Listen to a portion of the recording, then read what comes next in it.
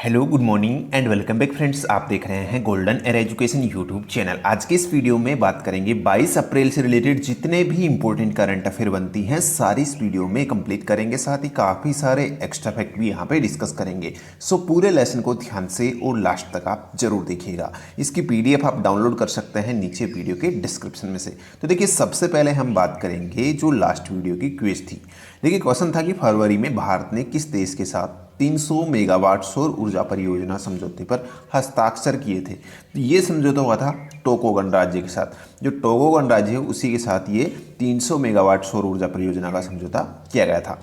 देखिए, अब बात करते हैं आज की करंट अफेयर की। पहला क्वेश्चन देखिएगा, पुणे स्थित अगरकर अनुसंधान संस्थान ARI के शोधकर्ताओं ने बैक्टीरिया की पहचान करने हेतु एक संवेदनशील और किफायती सेंसर का विकास करने में सफलता प्राप्त की है, जिसको क्या नाम दिया गया है। तो इस सेंसर को नाम क्या दिया गया है? बग स्निफर इसको नाम दिया गया है। क्या नाम दिया गया है? बग स्निफर इसको नाम दिया गया है। चलिए, यहाँ पर आप देख सकते हैं कुछ इस तरीके से ये सेंसर दिखता है। और ये किस लिए विकसित किया गया, मतलब इसका कार्य क्या होगा?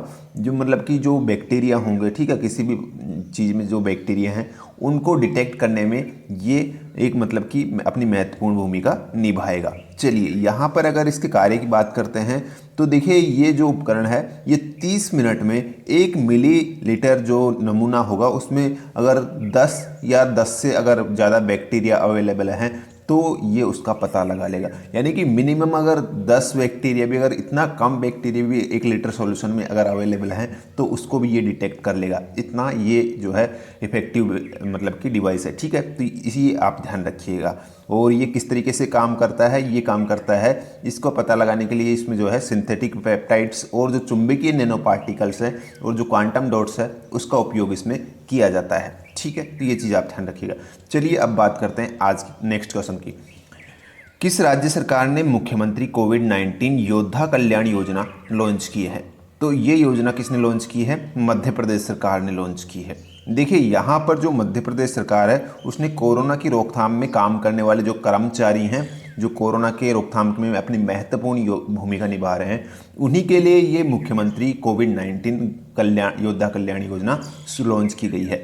जितने भी जो डॉक्टर्स हैं, देखिए जितने भी इनको किस किस को जो है इसका लाभ मिलेगा, जितने भी जो डॉक्टर्स हैं, ठीक है, जो मतलब कि जो हॉस्पिटल्स में वार्ड बॉय हैं, नर्स हैं, ठीक है, आशा कार्यकर्ता हैं, जो भी जो मतलब कि इस टाइम पे अपनी भूमिका जो है निभा रहा है किसी भी प्रकार से कोविड-19 की रोकथाम में, उसी को इस योजना का लाभ मिलेगा, ठीक है। इसके तहत जो है यहाँ पर 50 लाख रुपए तक की जो है सहायता दी जाएगी अगर कोई भी इस कर्मचारी जो है जो कोविड-19 के प्रति अपनी भूमिका निभा रहा है और उस दौरान उसकी मृत्यु हो जाती है तो उसको 50 लाख रुपए तक की यहाँ पे सहायता दी जाएगी इस योजना के तहत, ठीक है।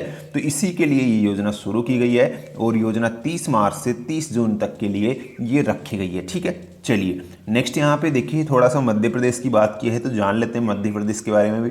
मध्य प्रदेश, मध्य यानी कि बीच में, जो भारत के बीच का राज्य है मध्य प्रदेश, ठीक है, यहाँ पर है।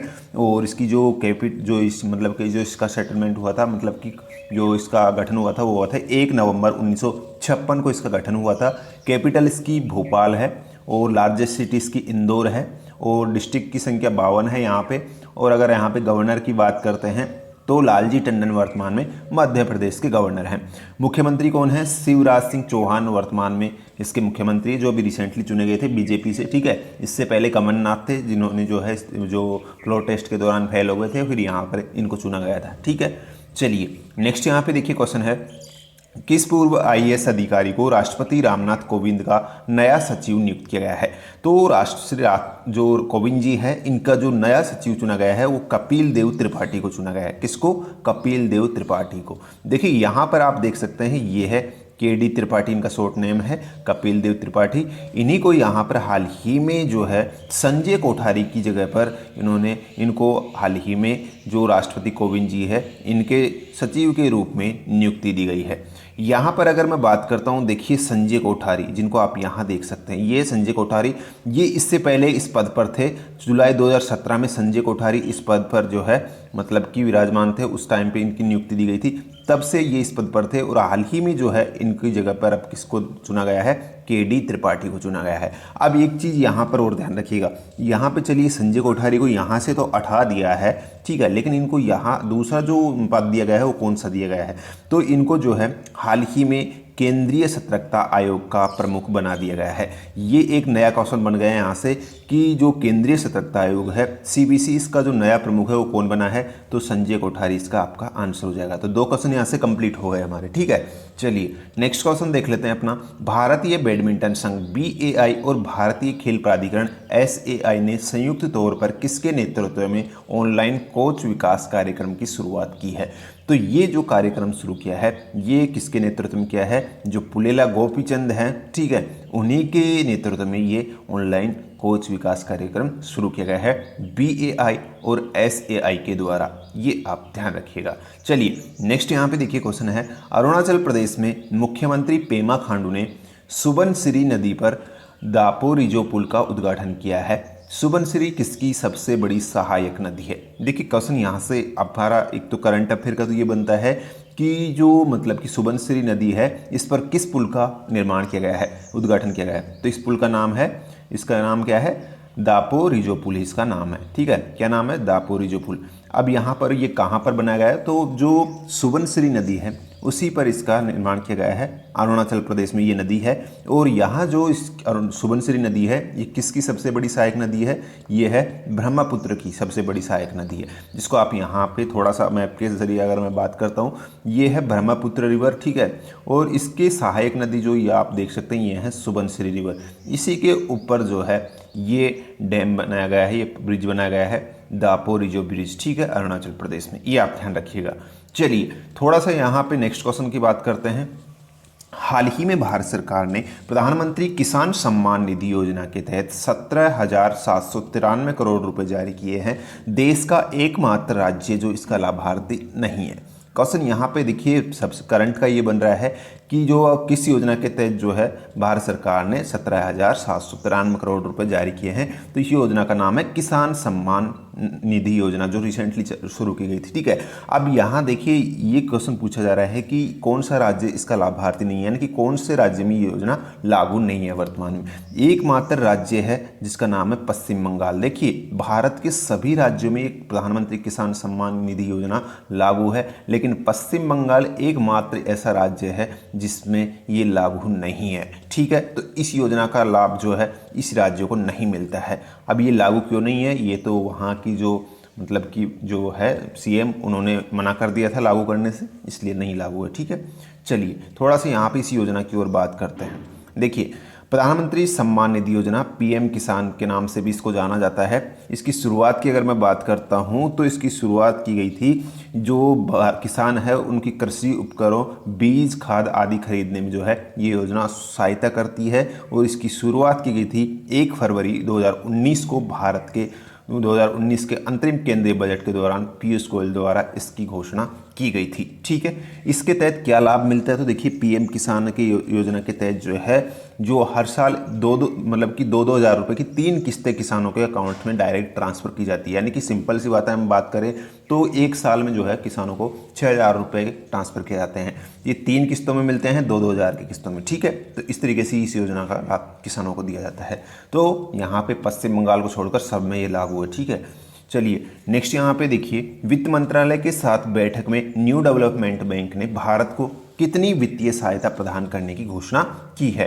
तो जो न्यू डेवलपमेंट बैंक है इसने भारत को कितनी $1 बिलियन की सहायता राशि देने की घोषणा की है। कितनी, $1 बिलियन की, ठीक है। चलिए हाल ही में एक बैठक हुई थी, ठीक है, जो हमारे वित्त मंत्री हैं निर्मला सीतारमण जी, उनके साथ कॉन्फ्रेंसिंग हुई थी, उसके दौरान ये घोषणा की गई थी। चलिए थोड़ा सा यहाँ पे न्यू डेवलपमेंट बैंक को भी जान लेते हैं कि कौन है, ठीक है। इसको पहले ब्रिक्स के नाम से भी जाना जाता था और इसका जो हेडक्वार्टर है वो कहाँ पर है, संगाई के अंदर है, जो चाइना का सिटी है वहाँ पर। इसके जो प्रेसिडेंट वर्तमान में KB कामत है और इसके जो फाउंडर है ब्रिक्स सदस्य देश हैं, ठीक है। अगर यहाँ पे फाउंडेड डेट की बात करें तो जुलाई 2014 में इसकी स्थापना की गई थी। इसके जो फर्स्ट प्रेसिडेंट थे वो थे KB कामत, जो कि वर्तमान में भी यही है, ठीक है। ये भी आप ध्यान रख लीजिएगा। चलिए नेक्स्ट क्वेश्चन देखिएगा, प्रतिवर्ष किस दिन को सिविल सेवा दिवस के रूप में मनाया जाता है। तो देखिए हर साल सिविल सेवा दिवस के रूप में 21 अप्रैल को मनाया जाता है। 21 अप्रैल को हर साल सिविल सेवा दिवस के रूप में मनाया जाता है। चलिए यहाँ पर थोड़ा सा अगर बात करते हैं क्यों मनाया जाता है, कब से मनाया जाता है। 2006 में इसकी शुरुआत की गई थी। पहला आयोजन जो है इसका कहाँ कब किया गया था, 21/4/2006 को जो विज्ञान भवन है वहीं पर इसका पहला आयोजन किया गया था। तब से हर साल 21 अप्रैल को मनाया जाता है। इसका उद्देश्य क्या है, देखिए यहाँ पर भारत सरकार ने 2006 से प्रत्येक वर्ष 21 अप्रैल को सिविल सेवा दिवस के रूप में सिविल सेवकों को स्वयं को नागरिकों के लिए पुनर्समर्पित करने तथा लोक सेवा में कार्य में अपनी उत्कृष्टता हेतु वचनबद्धता को पुनर्सृजित करने के लिए ही ये योजना, मतलब कि ये जो दिवस है ये मनाने की शुरुआत की थी। जितने भी जो सिविल अधिकारी से ऑफिसर्स हैं उनका मतलब कि लोगों के प्रति मतलब कि एक उत्कृष्टता अच्छी तरीके से कार्य करने के लिए ही ये शुरुआत की गई थी। ठीक है, नेक्स्ट यहाँ पे देखिए क्वेश्चन है अपना, किस राज्य सरकार ने आयु और सेहत साथी ऐप के माध्यम से परामर्श तथा दवा वितरण के लिए हेल्थ केयर स्टार्टअप मेडकार्ट्स के साथ एक समझौता किया है। तो ये किया है राजस्थान राज्य सरकार ने। राजस्थान सरकार ने ये समझौता किया है किसके साथ, जो एक स्टार्टअप कंपनी है मेडकार्ट्स नाम की। ठीक है, इसके साथ ये समझौता किया है किसके लिए, दवा वितरण और परामर्श के लिए। इनके 2 ऐप है इसकी सहायता से। ठीक है, आयु और सेहत साथी ऐप्स के साथ। ठीक है, चलिए नेक्स्ट यहाँ पे देखिए राजस्थान की थोड़ी बात ही हमने की है। मैप में अगर हम देखेंगे तो राजस्थान कहाँ पे दिखेगा, हमें यहाँ पर दिखेगा। ठीक है, चलिए इसकी स्थापना की बात करते हैं। 30 मार्च 1949 को इसकी स्थापना की गई थी। कैपिटल इसकी जयपुर है और लार्जेस्ट सिटी भी इसकी जयपुर है। गवर्नर की बात करते हैं तो वर्तमान में इसके गवर्नर कौन है, जो कलराज मिश्र हैं, ये वर्तमान में इसके गवर्नर हैं। कौन है, कलराज मिश्र। मुख्यमंत्री हैं इसके अभी जो कांग्रेस से हैं अशोक गहलोत, और डिप्टी सीएम है सचिन पायलट। अगर यहाँ पे राज्यसभा सीटों की बात करते हैं तो 10 राज्यसभा सीटें हैं यहाँ पर, और लोकसभा सीटें कितनी है, 25 लोकसभा सीटें हैं राजस्थान के अंदर। चलिए नेक्स्ट क्वेश्चन देखिएगा, फिच सॉल्यूशंस के ने भारत के आर्थिक विकास के अनुमान को 2020-21 के लिए 4.6 से घटाकर कितना कर दिया है। जो फिच एजेंसी है, ठीक है, इसके द्वारा हाल ही में जो इसकी पहली जो इसने रिपोर्ट दी थी उसमें भारत की जीडीपी रेट को कितना बताया था, 4.6% बताया था। लेकिन उसको घटाकर अब कितना बता दिया गया है, इसको घटाकर इसने कर दिया है 1.8%। ये आप ध्यान रखिएगा। चलिए नेक्स्ट यहाँ पे देखिएगा, किस राज्य सरकार ने बीमार लोगों को निःशुल्क ऑनलाइन चिकित्सा परामर्श उपलब्ध कराने के लिए ई संजीवनी ओपीडी की शुरुआत की है। ई संजीवनी नाम से ये ओपीडी जो शुरू की है ये किसने शुरू की है, हिमाचल प्रदेश ने शुरू की है। ठीक है, चलिए यहाँ पर अगर मैं थोड़ा और विस्तार से बात करूँ तो देखिए हिमाचल प्रदेश ने जो बीमार लोग हैं उनको फ्री में ऑनलाइन चिकित्सा परामर्श तथा दवाइयाँ उपलब्ध कराने के मकसद से ही ये ई संजीवनी ओपीडी की शुरुआत की है। ठीक है, ये आप ध्यान रखिएगा। इससे ऑनलाइन लोग जो है घर बैठे परामर्श प्राप्त कर सकेंगे। यहाँ पे हिमाचल प्रदेश की बात हमने की है तो थोड़ा सा इसके बारे में और जान लेते हैं। चलिए यहाँ मैप में अगर हम बात करें तो हिमाचल प्रदेश देखते हो आप, यहाँ पर बसा हुआ है। और इसके जो मतलब की स्थापना की बात करते हैं तो इससे पहले देखिए 1 नवंबर 1956 तक जो है ये यूनियन टेरिटरी की गिनती में आता था। लेकिन यहाँ पर 25 जनवरी 1971 को इसको राज्य का दर्जा दे दिया गया था। ठीक है, उसके बाद में कैपिटल इसकी शिमला बनाई गई और यहाँ पर 12 जिले हैं इसके अंदर। वर्तमान में गवर्नर कौन है, बंडारू दत्तात्रेय इसके वर्तमान में गवर्नर यानी कि जो मतलब कि राज्यपाल हैं।